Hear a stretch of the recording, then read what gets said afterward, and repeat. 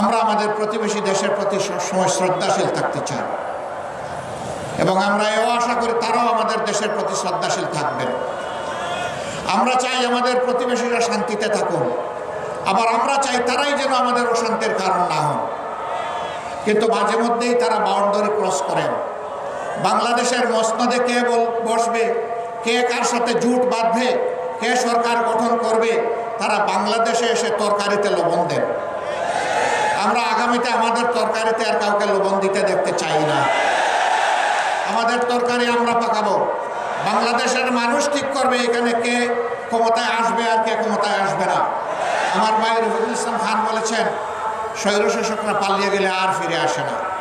চৌশেস্কু আসে নাই, রেজা শাহ পাহলভি আসে নাই, বেন আলী আসে নাই, আর উনি কয়েকজনের নাম নিয়েছেন, কেউই আসে নাই। না, কেউ আসতে পারবে না।